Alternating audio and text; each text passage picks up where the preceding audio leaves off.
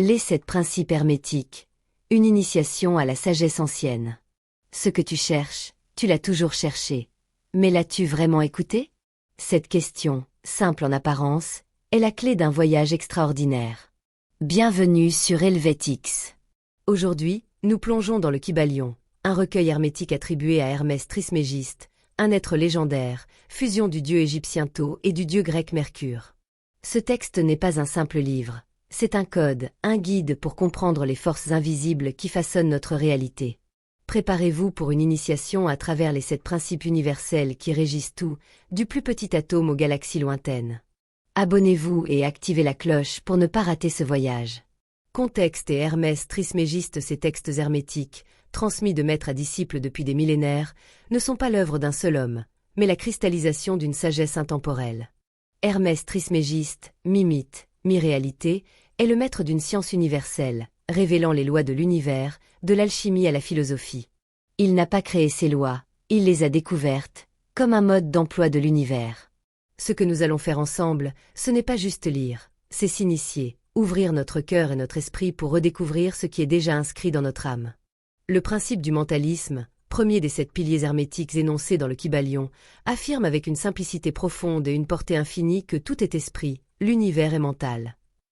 Cette affirmation n'est pas une simple déclaration philosophique abstraite, mais la fondation même sur laquelle repose toute la compréhension hermétique de la réalité.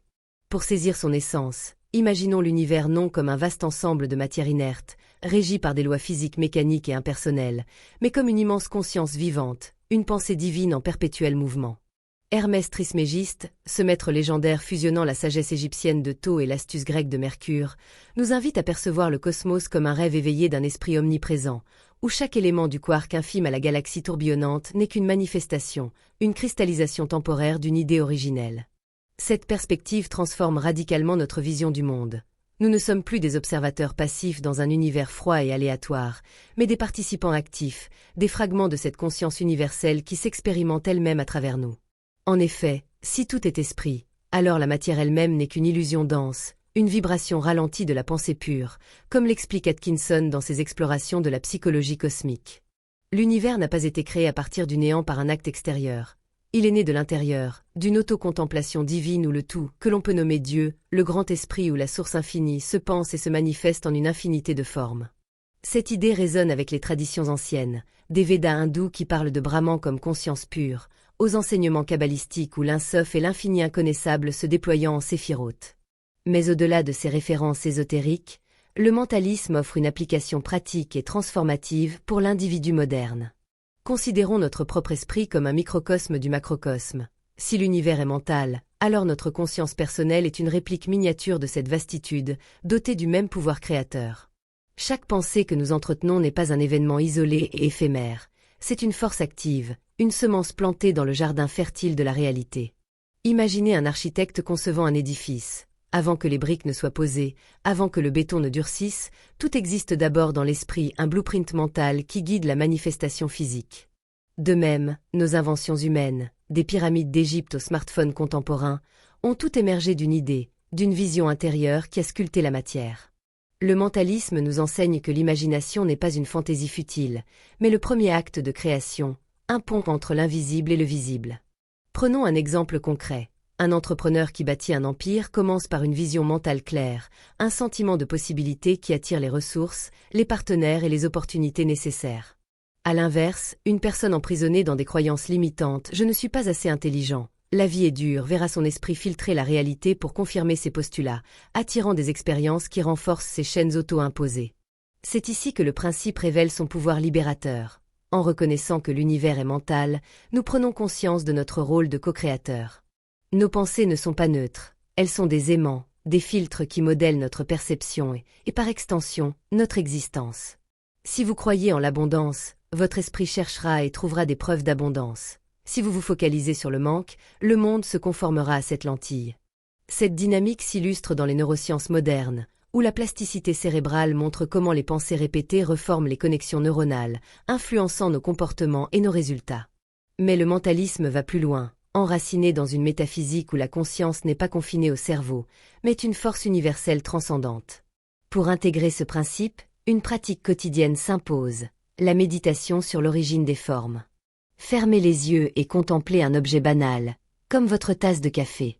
Avant d'être matière, elle fut une idée dans l'esprit d'un inventeur, un besoin perçu, une forme imaginée. Toute réalité visible naît de l'invisible, de la pensée informe qui se condense en forme. Cela nous ramène à l'humilité et à la puissance. Humilité de reconnaître que nous ne sommes pas les créateurs absolus, mais des participants dans un grand jeu cosmique. Puissance de savoir que nos contributions, chaque pensée, émotion, mots sont des vibrations qui ondulent dans l'océan de la conscience, influençant non seulement notre vie, mais aussi celle des autres et l'univers entier. Dans un monde dominé par le matérialisme, ce principe est une révolution. Il nous libère de l'illusion que la réalité est fixe et extérieure, nous rappelant que tout est malléable par l'esprit. Pensez aux guérisons miraculeuses, aux synchronicités inexplicables, aux bons créatifs qui défient la logique, tous sont des témoignages du mentalisme en action. Pourtant, cette vérité demande une discipline. Le contrôle des pensées n'est pas une ascèse austère, mais un acte de magie quotidienne, une alchimie intérieure où nous transmutons le plomb des doutes en or de la confiance. En cultivant des affirmations positives, en visualisant nos désirs comme déjà réalisés, nous alignons notre microcosme avec le macrocosme, attirant des manifestations harmonieuses. Mais attention, le mentalisme n'est pas un outil pour l'ego égoïste. Il invite à une écoute intérieure profonde, à se souvenir de ce qui est déjà inscrit dans l'âme, au-delà des désirs superficiels. Hermès nous prévient que mal utilisé, ce pouvoir peut créer des illusions destructrices, comme des obsessions qui attirent le chaos. Ainsi, le vrai maître du mentalisme est celui qui s'aligne avec la volonté divine, utilisant son esprit non pour dominer, mais pour co-créer en harmonie avec le tout. En conclusion, ce principe n'est pas une fin, mais un commencement, une invitation à explorer les profondeurs de notre conscience, à voir l'univers comme un miroir de notre esprit, et à vivre avec la certitude que chaque instant est une opportunité de création. À travers lui, nous touchons l'essence de la vie mentale, infinie, éternelle et nous éveillons à notre potentiel divin. Le principe de correspondance, deuxième des 7 principes hermétiques énoncés dans le Kybalion, s'articule autour de la maxime profonde. Ce qui est en haut est comme ce qui est en bas, ce qui est en bas est comme ce qui est en haut.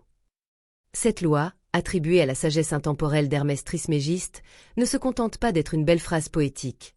Elle est une clé fondamentale pour comprendre l'interconnexion universelle qui relie tous les plans de l'existence mentale, physique et spirituelle. Elle nous enseigne que l'univers fonctionne comme un hologramme géant, où chaque fragment contient l'image du tout, et où chaque partie, qu'elle soit aussi infime qu'un atome ou aussi vaste qu'une galaxie, reflète l'essence de la totalité. Ce principe, loin d'être une abstraction, offre une perspective pratique et transformative, nous permettant de lire les événements de notre vie comme des miroirs de notre monde intérieur, et de naviguer dans la réalité avec une sagesse éclairée. Pour saisir l'essence du principe de correspondance, imaginons l'univers comme un immense miroir cosmique. Ce qui se manifeste dans le macrocosme, le grand univers, avec ses étoiles, ses planètes et ses cycles cosmiques, est un reflet du microcosme, c'est-à-dire de notre propre existence individuelle. Inversement, nos pensées, émotions et expériences personnelles sont des échos miniaturisés des lois universelles. Les anciens, qu'ils soient égyptiens observant le mouvement des étoiles ou philosophes grecs contemplant les cycles de la nature, percevaient cette vérité comme une évidence. Ils voyaient dans le ciel un reflet de leur destinée, dans les saisons un écho de leur propre cycle de vie, et dans le corps humain un microcosme du cosmos. Par exemple, l'atome, avec son noyau et ses électrons en orbite, est une correspondance miniature d'un système solaire, où les planètes tournent autour de leur soleil. De même, le système nerveux, avec ses impulsions électriques parcourant le corps, reflète un réseau galactique où les énergies voyagent à travers l'espace. Cette interconnexion n'est pas seulement métaphorique. Elle est une loi fondamentale qui révèle que tout, du plus petit au plus grand, est régi par les mêmes principes. Le principe de correspondance nous invite à voir notre monde extérieur comme un miroir de notre monde intérieur. Ce que nous vivons, les rencontres, les succès, les échecs n'est pas le fruit du hasard, mais un reflet de ce qui se passe en nous. Une personne vivant dans le chaos intérieur, par exemple, attirera des situations chaotiques, des relations conflictuelles, des imprévus stressants, des obstacles récurrents. À l'inverse, une personne cultivant la paix intérieure verra son environnement refléter cette sérénité, attirant des opportunités harmonieuses et des interactions positives. Ce concept est illustré par une anecdote puissante. Imaginez une femme qui perd soudainement son emploi, un événement qu'elle perçoit d'abord comme une injustice. En appliquant le principe de correspondance, elle se demande « Que reflète cet événement sur mon monde intérieur ?» Elle découvre une peur profondément ancrée de sortir de sa zone de confort, une résistance à suivre sa véritable passion. Cette perte d'emploi, loin d'être une punition, devient un message de l'univers, une invitation à se réaligner avec ses aspirations. En changeant ses croyances et en embrassant le changement, elle se lance dans l'entrepreneuriat, transformant cette crise en une opportunité d'épanouissement. Cette histoire montre que les événements ne sont pas des coïncidences, mais des correspondances symboliques, des reflets de notre état intérieur. Ce principe nous enseigne à lire la vie comme un langage symbolique. Une panne de voiture n'est pas seulement un désagrément mécanique, elle peut refléter un besoin de ralentir, une peur de perdre le contrôle ou une invitation à faire preuve de patience. Une rencontre fortuite avec une personne peut être un miroir de nos désirs, de nos craintes ou de nos qualités inexploitées. Le sage hermétique ne cherche pas à contrôler ces événements, mais à les comprendre comme des enseignants. Il ne se demande pas « pourquoi cela m'arrive-t-il ?», mais plutôt « que cela me montre-t-il sur moi-même ?» Cette approche transforme la perspective de victime passive en celle de co-créateur actif. Par exemple, un artiste craignant les critiques reçoit des jugements durs, reflétant sa propre insécurité. En comprenant le principe de correspondance, il travaille sur sa confiance intérieure, cultivant une foi en son article. Peu à peu, les critiques deviennent plus constructives, car son monde extérieur s'aligne sur son nouvel état intérieur. Cette transmutation illustre une vérité clé. Changer son intériorité change la réalité extérieure. Le principe de correspondance s'étend au-delà de l'individu pour toucher des réalités collectives. Une société en proie au désordre, conflit, injustice, division reflète souvent un déséquilibre collectif dans les valeurs, les croyances ou les priorités. Les anciens Égyptiens, observant les cycles des étoiles, y voyaient des correspondances avec les cycles politiques et sociaux de leur civilisation. De même, aujourd'hui, les crises environnementales peuvent être vues comme des reflets d'un manque d'harmonie entre l'humanité et la nature. En appliquant ce principe, nous comprenons que pour changer le monde, nous devons d'abord changer ce qui est en nous individuellement et collectivement. Cela ne signifie pas ignorer les problèmes extérieurs, mais reconnaître que leur résolution commence par une transformation intérieure. Pratiquement, le principe de correspondance nous invite à une introspection constante. Une pratique efficace consiste à tenir un journal des événements significatifs de notre vie, en notant ce qu'ils pourraient révéler sur nos pensées, émotions ou croyances. Par exemple, si vous rencontrez des conflits répétés dans vos relations, demandez-vous « quelle peur, quel jugement ou quelle croyance en moi attire ces situations ?» Cette auto-analyse n'est pas un exercice de culpabilité, mais une opportunité de croissance. En identifiant les schémas intérieurs, nous pouvons les transformer, plantant de nouvelles graines pour une réalité différente. Une autre pratique est la méditation sur les correspondances universelles. Contemplez comment votre corps reflète le cosmos, le cœur battant comme une étoile pulsante, les nerfs comme des voies galactiques, pour ancrer cette vérité dans votre conscience. Le pouvoir du principe de correspondance réside dans sa capacité à nous libérer de l'illusion de la séparation. Nous ne sommes pas des entités isolées dans un univers indifférent. Nous sommes l'univers en miniature, des points de lumière dans un océan de conscience. Cette réalisation est à la fois humiliante et exaltante. Humiliante, car elle nous rappelle notre place dans un tout plus vaste. Exaltante, car elle nous donne le pouvoir de façonner notre réalité en alignant notre microcosme avec le macrocosme. Ce principe résonne avec des idées modernes, comme la psychologie jungienne, où l'inconscient collectif relie l'individu à l'humanité, ou la physique quantique, où l'observateur influence la réalité observée. Pourtant, sa sagesse est intemporelle, ancrée dans les observations des anciens qui voyaient dans chaque phénomène un reflet d'une vérité plus grande. En conclusion, le principe de correspondance est une invitation à voir le monde comme un miroir, à lire les événements comme des messages, et à transformer notre réalité en travaillant sur notre intériorité. Il nous rappelle que nous ne sommes pas des victimes du destin, mais des co-créateurs capables de déchiffrer le langage symbolique de l'univers. En cultivant la paix, la gratitude et l'amour en nous, nous attirons ces qualités dans notre vie. En comprenant que ce qui est en bas reflète ce qui est en haut, nous devenons des alchimistes de notre propre existence, transformant le chaos en harmonie, l'ignorance en sagesse. Ce principe est une clé pour marcher dans la lumière de la conscience, un guide pour ceux qui cherchent à vivre en alignement avec les lois éternelles du cosmos. Le principe de vibration, troisième des 7 principes hermétiques énoncés dans le Kybalion, affirme avec une clarté pénétrante que rien ne repose, tout vibre. Cette loi, attribuée à la sagesse intemporelle d'Hermès Trismégiste, révèle une vérité fondamentale sur la nature de l'univers. Tout, absolument tout, est en mouvement constant, animé par une énergie vibratoire. De l'électron dansant autour du noyau d'un atome aux galaxies tourbillonnantes dans l'immensité cosmique, du battement de cœur rythmique à la pensée la plus fugace, tout est vibration, une symphonie d'ondes à des fréquences variées.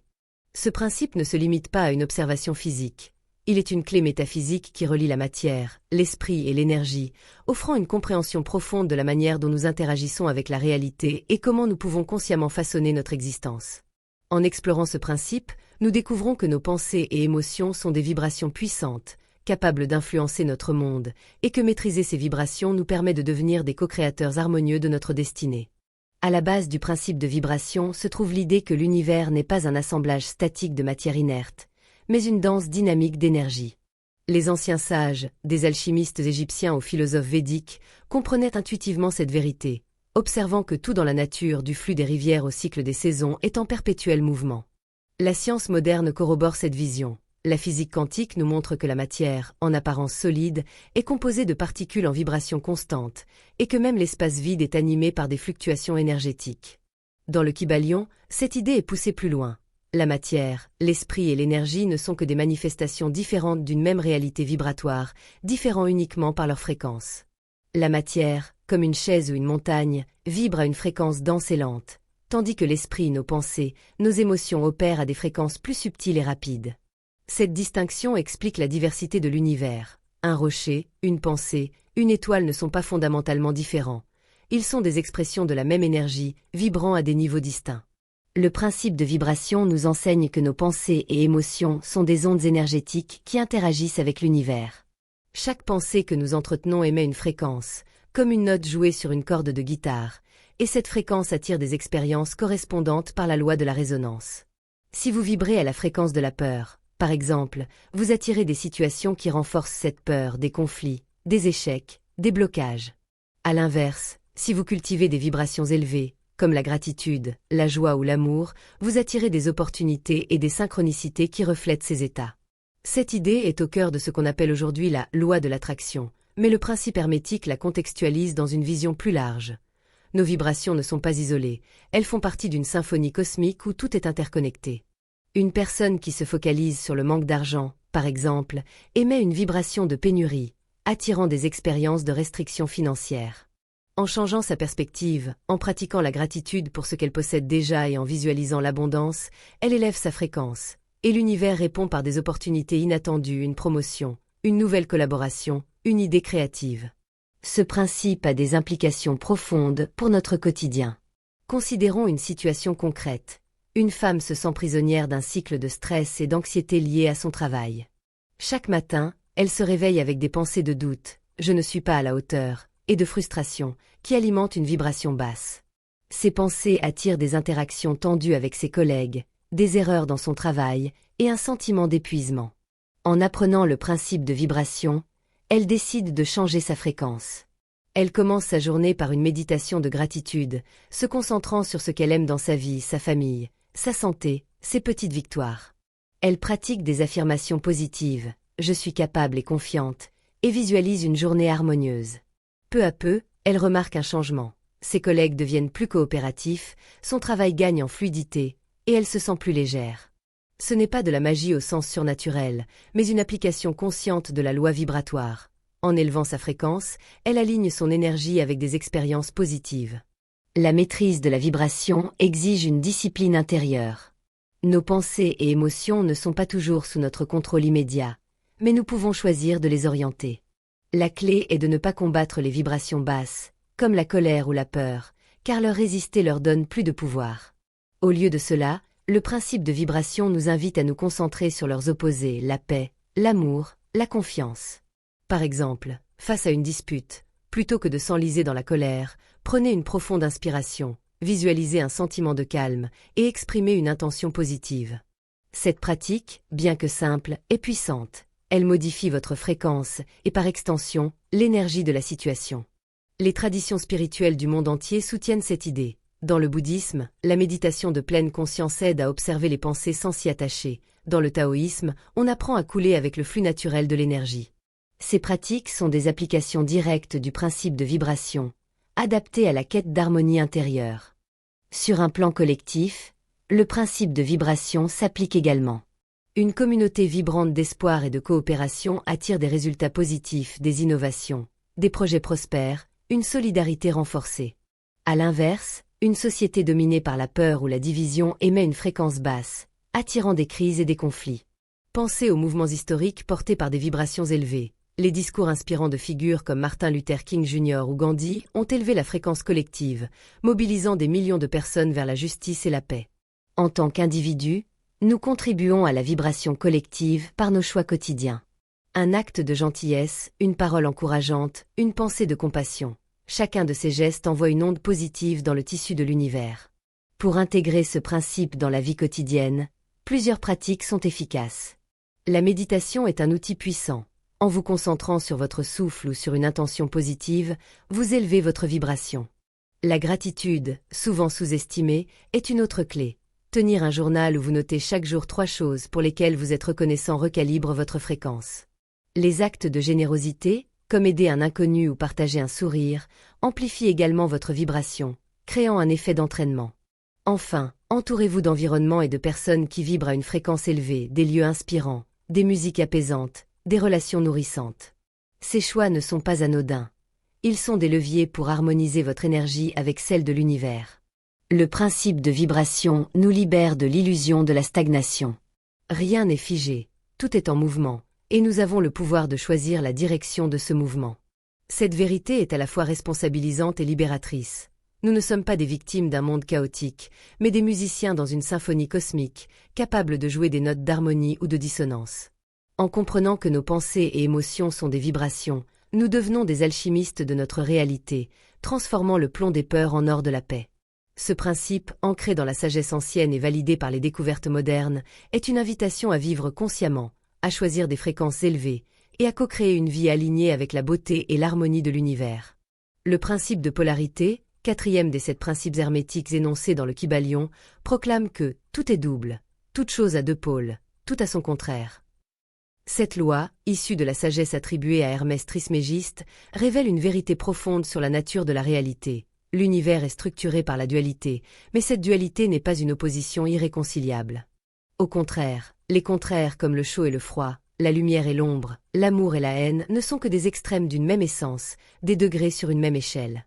Le principe de polarité nous enseigne que ces opposés apparents sont interconnectés, et qu'en comprenant leur unité sous-jacente, nous pouvons transcender les conflits intérieurs et extérieurs pour atteindre un état d'équilibre et de maîtrise.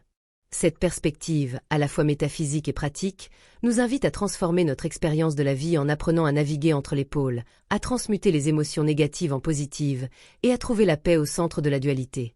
À la racine du principe de polarité se trouve l'idée que la dualité n'est qu'une illusion de perception. Ce que nous percevons comme des opposés par exemple, le jour et la nuit ne sont pas des entités distinctes, mais des manifestations d'un même continuum.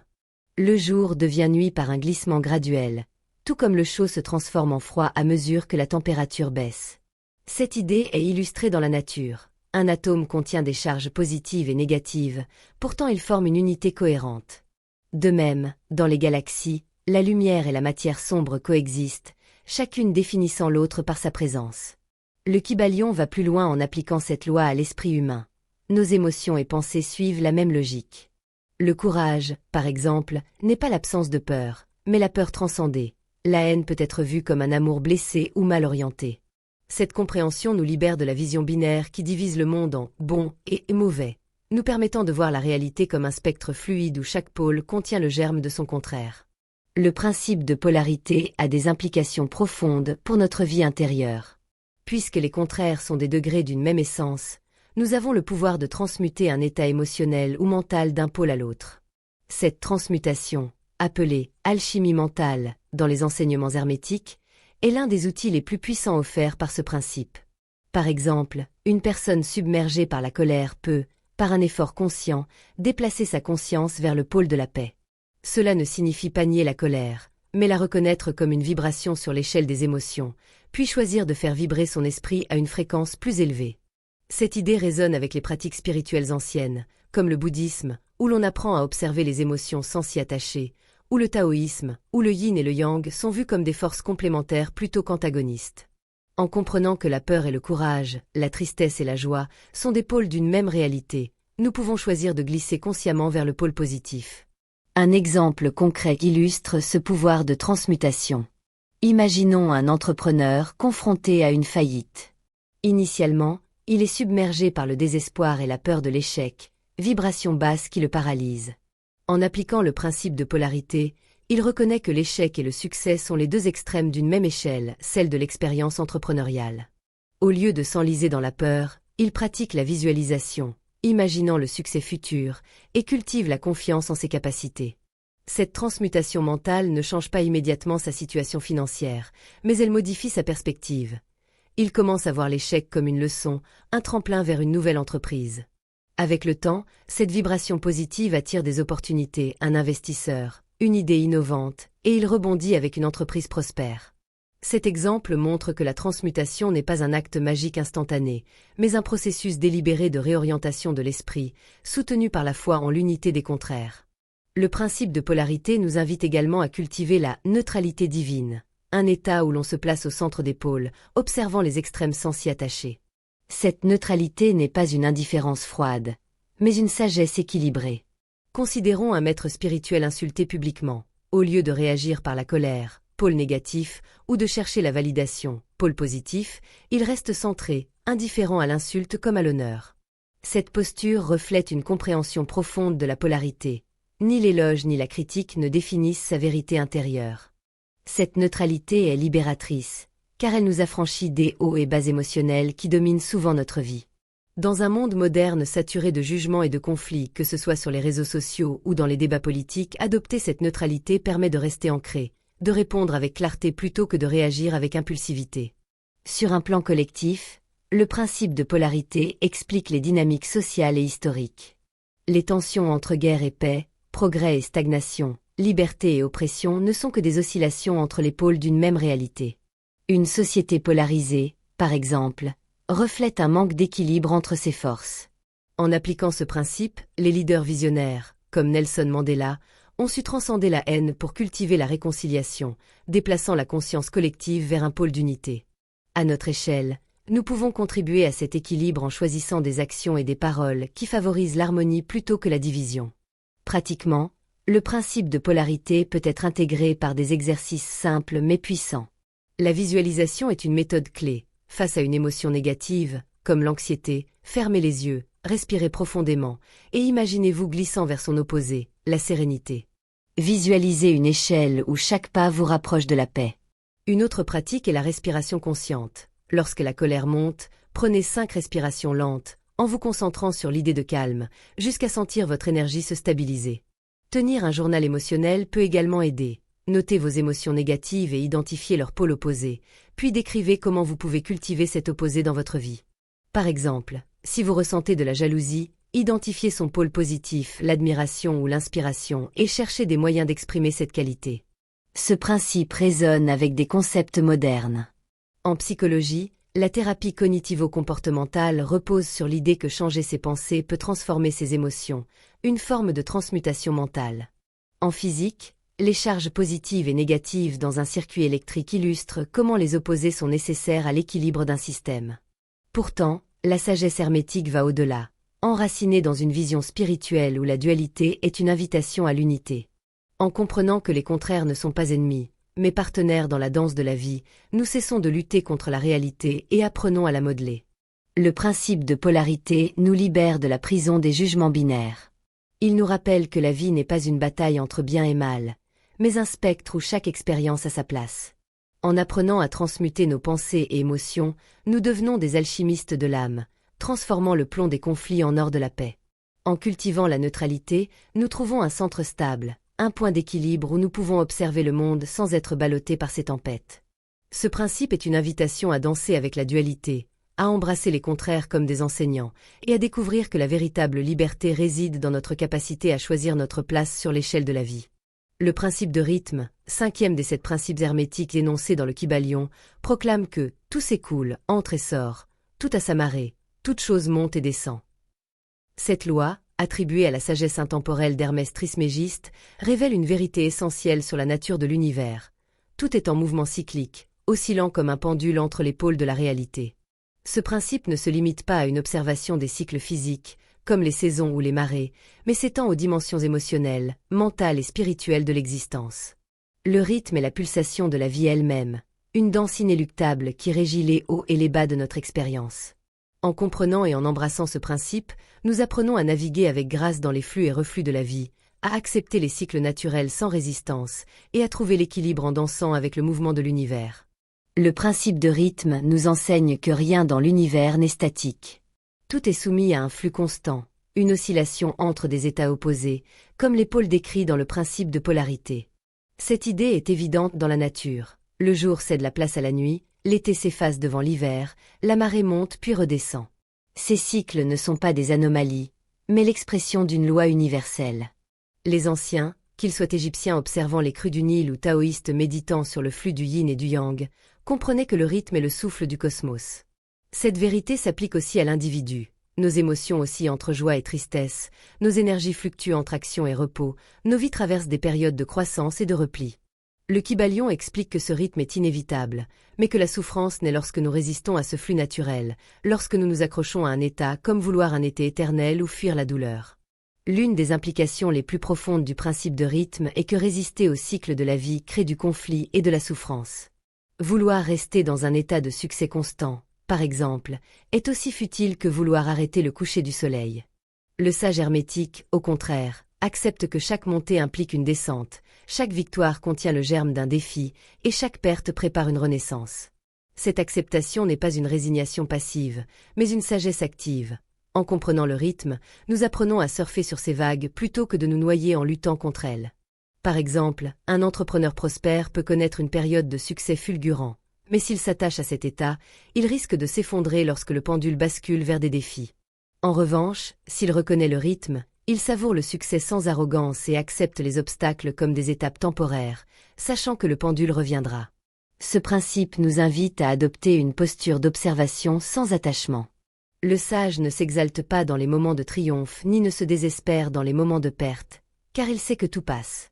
Cette neutralité, semblable à la neutralité divine du principe de polarité, est un état de centrage intérieur. Considérons l'histoire d'un musicien traversant une période de créativité intense, produisant des œuvres acclamées. Lorsque cette vague d'inspiration s'estompe, il pourrait sombrer dans le doute ou la frustration. En appliquant le principe de rythme, il reconnaît que cette baisse est temporaire, une phase de repos nécessaire pour que l'inspiration revienne. Il profite de ce moment pour se ressourcer, méditer, ou explorer de nouvelles influences, restant centré face aux fluctuations. Cette approche transforme les bas en opportunités de croissance, rendant le cycle non seulement supportable, mais enrichissant. Le rythme s'applique aussi aux dynamiques collectives. Les civilisations, comme les individus, passent par des cycles de prospérité et de déclin, d'unité et de division. Les historiens observent ces oscillations dans l'ascension et la chute des empires, des périodes de paix suivies de conflits. Une société qui résiste au changement en s'accrochant à des structures obsolètes, par exemple, s'expose à des crises plus violentes, car elle va à l'encontre du flux naturel. À l'inverse, une communauté qui s'adapte au cycle, comme une culture qui valorise l'innovation tout en honorant le repos, prospère en harmonie avec le rythme universel. Ce principe nous rappelle que le changement est inévitable, mais que notre réponse à ce changement détermine notre expérience. Pratiquement, le principe de rythme nous offre des outils pour vivre en harmonie avec les cycles. L'une des pratiques les plus puissantes est l'alignement conscient avec les phases d'énergie. Par exemple, lorsque vous vous sentez plein de vitalité, une marée haute, c'est le moment d'agir, de créer, de lancer des projets. À l'opposé, lorsque l'énergie est basse, comme dans une période de fatigue ou de doute, c'est une invitation au repos, à l'introspection ou à la régénération. Une femme d'affaires, par exemple, pourrait travailler intensément sur un projet pendant une phase d'élan, puis s'accorder une pause pour méditer ou voyager, rechargeant ses batteries pour la prochaine vague. Cette approche prévient l'épuisement et maximise l'efficacité, car elle respecte le flux naturel de l'énergie. Une autre pratique consiste à cultiver la pleine conscience pour observer les cycles sans s'y perdre. Tenir un journal des fluctuations émotionnelles ou énergétiques peut révéler des schémas. Par exemple, vous pourriez remarquer que vos moments de créativité suivent des périodes de repos, ou que vos doutes surviennent après des succès intenses. En cartographiant ces cycles, vous apprenez à anticiper les transitions et à les accueillir sans peur. La méditation est également un outil précieux. En vous concentrant sur votre souffle, qui est lui-même un rythme d'inspiration et d'expiration, vous vous connectez au pouls de l'univers. Cette connexion renforce votre capacité à rester centré, même lorsque le pendule oscille vers des extrêmes. Le principe de rythme nous enseigne aussi à utiliser les cycles à notre avantage. Les moments de marée basse, comme une période de doute ou de perte, sont des opportunités pour semer des graines pour l'avenir. Par exemple, un étudiant qui échoue à un examen peut utiliser cette période pour réfléchir à ses méthodes d'apprentissage, poser des questions profondes sur ses objectifs et repartir avec une stratégie plus forte.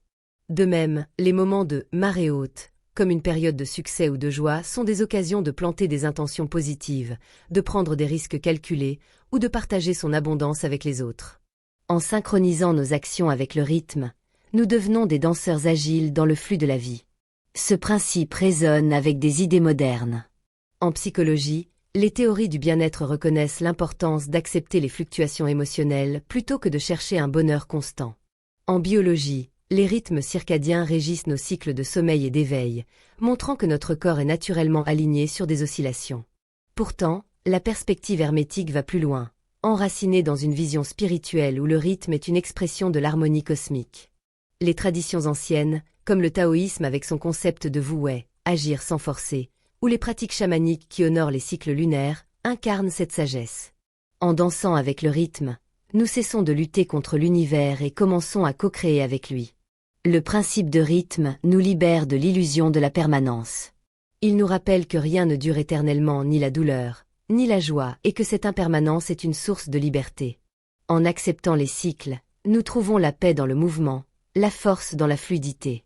Ce principe est une invitation à lâcher prise, à surfer sur les vagues de la vie avec confiance, et à reconnaître que chaque montée et chaque descente fait partie d'une danse plus vaste.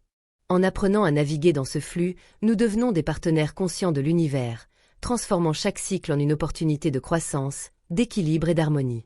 Le principe de cause et effet, 6e des 7 principes hermétiques énoncés dans le Kybalion, affirme que toute cause a son effet, tout effet a sa cause. Le hasard n'est qu'un nom donné à une loi méconnue. Cette loi, attribuée à la sagesse d'Hermès Trismégiste, révèle une vérité fondamentale sur l'univers. Rien n'arrive par hasard. Chaque événement, chaque pensée, chaque action est le fruit d'une cause et produit à son tour un effet, formant une chaîne infinie d'interconnexions. Ce principe nous invite à reconnaître notre responsabilité en tant que co-créateurs de notre réalité, car nos choix, conscients ou inconscients, sont des graines qui façonnent notre destinée. En comprenant et en appliquant ce principe, nous pouvons devenir des causes conscientes, plantant des intentions délibérées pour récolter des résultats alignés avec nos aspirations, transformant ainsi notre vie et celle des autres. Le principe de cause et effet est une loi universelle qui transcende les frontières du physique, du mental et du spirituel. Dans la nature, nous observons cette dynamique partout. Une graine plantée dans un sol fertile devient une plante, une goutte d'eau tombant sur une pente crée un ruisseau. Les anciens, des philosophes égyptiens aux penseurs bouddhistes, comprenaient cette vérité, voyant dans chaque événement un maillon d'une chaîne causale. La science moderne renforce cette idée. En physique, chaque action provoque une réaction égale et opposée. En biologie, chaque mutation génétique a des conséquences sur l'évolution d'une espèce. Le Kybalion étend cette loi à l'esprit humain, affirmant que nos pensées et émotions sont des causes puissantes, engendrant des effets tangibles dans notre réalité. Une pensée de peur peut provoquer du stress, qui à son tour affecte la santé. Une intention d'amour peut inspirer des actes de bonté, créant des relations harmonieuses. L'une des implications les plus profondes de ce principe est la négation du hasard. Ce que nous appelons chance ou coïncidence n'est qu'une manifestation de cause que nous ne percevons pas pleinement. Par exemple, une personne qui trouve un emploi, par hasard, après une rencontre fortuite ignore souvent les causes sous-jacentes. Ses efforts passés, son attitude ouverte, ou même ses pensées inconscientes qui l'ont aligné avec cette opportunité. Cette perspective est libératrice, car elle nous place au centre de notre réalité. Nous ne sommes pas des victimes d'un univers capricieux, mais des architectes de notre destin. Chaque choix, chaque parole, chaque pensée est une cause qui façonne l'avenir, et en prenant conscience de ce pouvoir, nous pouvons orienter notre vie vers des résultats positifs. Ce principe nous enseigne une responsabilité sacrée. Nous sommes responsables de notre réalité. Si notre vie est marquée par des conflits ou des échecs, il est tentant de blâmer des facteurs extérieurs, les autres, la société, la malchance.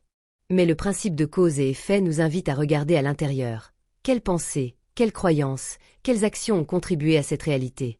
Par exemple, une personne qui vit des relations toxiques pourrait découvrir qu'une croyance inconsciente, « je ne mérite pas l'amour », attire des partenaires qui reflètent cette vibration.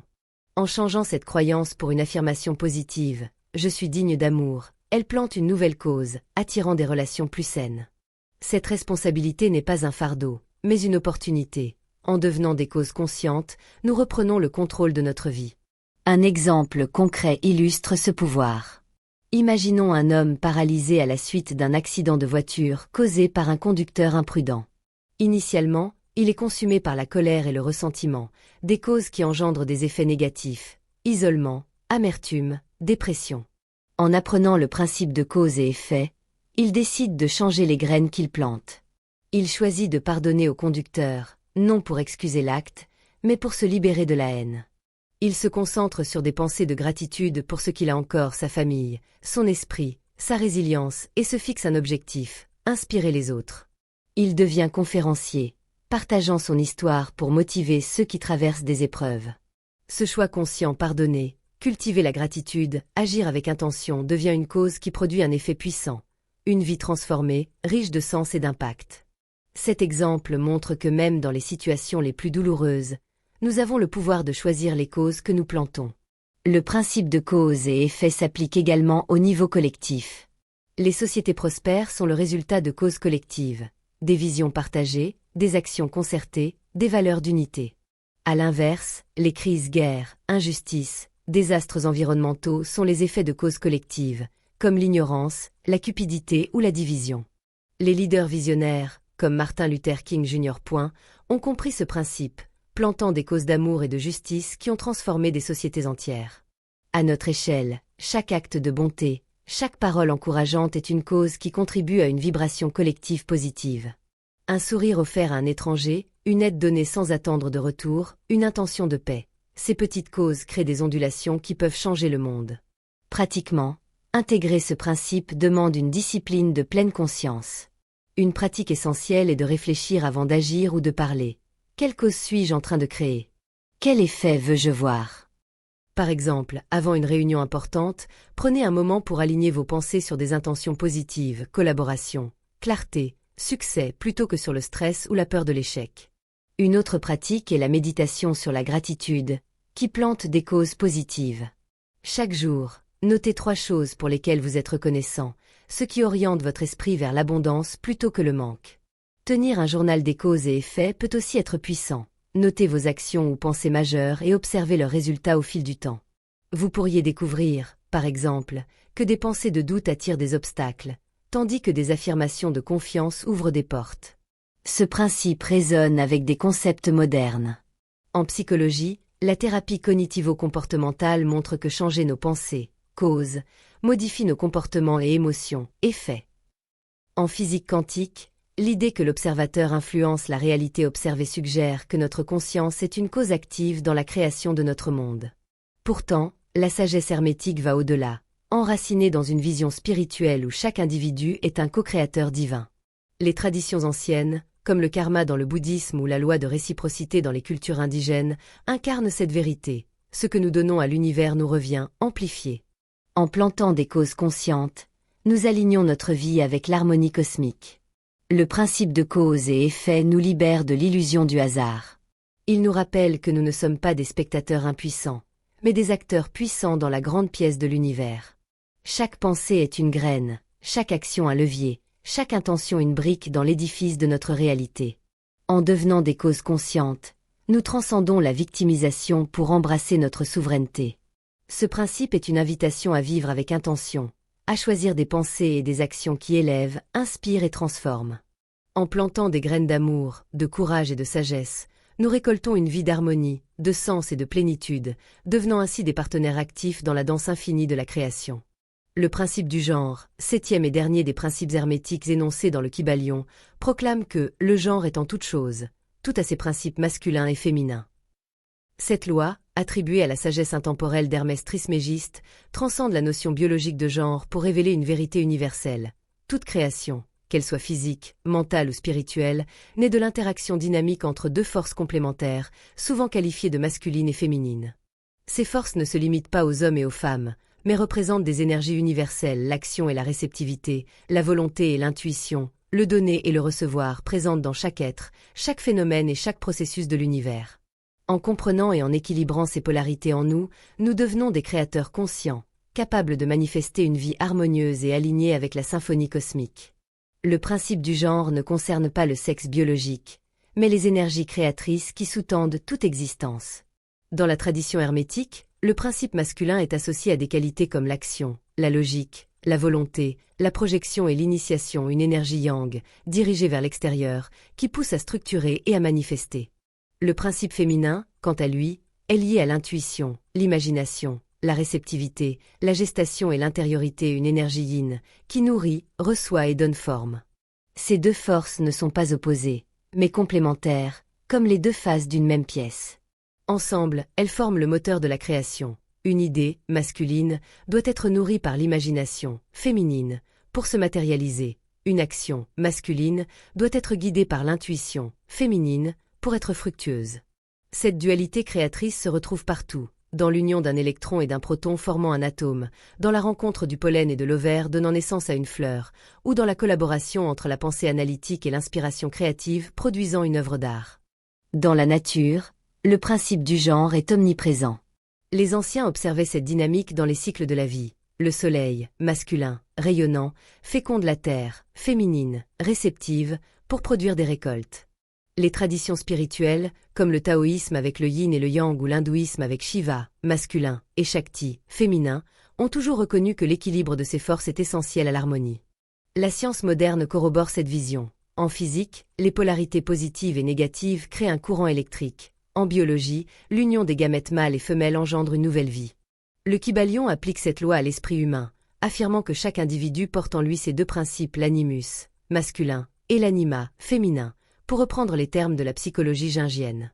La véritable puissance réside dans l'harmonisation de ces énergies, permettant une création consciente et équilibrée. L'une des implications majeures de ce principe est que la création authentique nécessite l'union des deux polarités. Une approche uniquement masculine axée sur l'action sans intuition est stérile, conduisant à des efforts désordonnés ou à l'épuisement. De même, une approche uniquement féminine centrée sur l'imagination sans action reste stagnante, incapable de se manifester dans le monde physique. Prenons l'exemple d'un écrivain. Une idée brillante, masculine, peut naître dans son esprit, mais sans la patience et la sensibilité, féminine, pour la développer, elle ne deviendra jamais un roman. Inversement, une imagination débordante sans la discipline pour écrire reste un rêve inachevé. L'équilibre entre ces forces permet à l'écrivain de produire une œuvre complète, où l'inspiration et l'effort se rencontrent. Ce principe a des implications profondes pour notre vie intérieure. Chaque individu, quel que soit son sexe, porte en lui ces deux énergies. Une personne dominée par son côté masculin, par exemple, un homme d'affaires obnubilé par la productivité et la logique, peut se retrouver épuisé, déconnecté de ses émotions ou de sa créativité. En se reconnectant à son principe féminin par la méditation, l'écoute de ses intuitions ou l'exploration artistique, il retrouve un équilibre, devenant plus efficace et épanoui. De même, une personne trop absorbée par son côté féminin, par exemple, une artiste vivant dans un monde d'idées sans structure peut stagner. En cultivant son principe masculin par la discipline, la planification ou l'action concrète, elle donne forme à ses visions. Cet équilibre intérieur est ce que les traditions alchimiques appellent le mariage sacré, l'union des opposés au sein de l'âme. Un exemple concret illustre ce pouvoir. Imaginons une entrepreneuse qui lance une start-up. Initialement, elle est guidée par une vision intuitive, féminine, d'un produit innovant qui répond à un besoin social. Cependant, elle manque de structure et de planification, masculine, ce qui entraîne des retards et des frustrations. En apprenant le principe du genre, elle reconnaît la nécessité d'équilibrer ses énergies. Elle commence à méditer pour affiner son intuition, tout en établissant des objectifs clairs et un calendrier précis. Elle consulte son équipe, réceptivité féminine, tout en prenant des décisions audacieuses, volonté masculine. Cette harmonie lui permet de transformer sa vision en réalité. Sa start-up prospère, portée par une créativité nourrie par la discipline.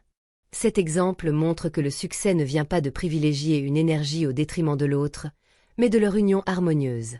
Sur un plan collectif, le principe du genre explique les dynamiques sociales et culturelles. Les sociétés prospères équilibrent ces forces. Une communauté axée uniquement sur l'action et la conquête, masculine, risque l'agressivité ou l'épuisement. Une société trop introspective ou passive, féminine, peut stagner. Les grandes civilisations, comme l'Égypte ancienne, honoraient cet équilibre, vénérant des divinités masculines, comme Ra, le soleil, et féminines, comme Isis, la mère nourricière. Aujourd'hui, les mouvements pour l'égalité des genres reflètent une quête collective pour équilibrer ces énergies, reconnaissant que la force d'une société réside dans la valorisation des contributions masculines et féminines. À notre échelle, nous pouvons contribuer à cet équilibre en honorant les deux polarités dans nos interactions, écouter avec empathie, féminin, tout en agissant avec courage, masculin. Pratiquement, intégrer le principe du genre demande de cultiver les deux énergies en nous. Une pratique puissante est la méditation sur l'équilibre. Visualisez vos énergies masculines et féminines comme deux rivières convergeant en un seul courant harmonieux. Par exemple, imaginez votre volonté, masculine, comme un feu et votre intuition, féminine, comme une eau apaisante, puis visualisez leur union créant une vapeur lumineuse, symbole de création. Une autre pratique est de tenir un journal des polarités. Notez les moments où vous agissez de manière masculine, planification, action, ou féminine, écoute, créativité, et cherchez à équilibrer les deux. Par exemple, si vous êtes trop dans l'action, prenez du temps pour méditer ou rêver. Si vous êtes trop dans l'introspection, fixez-vous un objectif concret. Les activités comme le yoga, qui combine mouvement masculin et fluidité féminin, ou l'écriture créative, qui marie imagination et structure, sont également des moyens d'harmoniser ces énergies.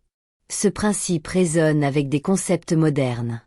En psychologie jungienne, l'animus et l'anima représentent les aspects masculins et féminins de la psyché, et leur intégration est essentielle à l'individuation.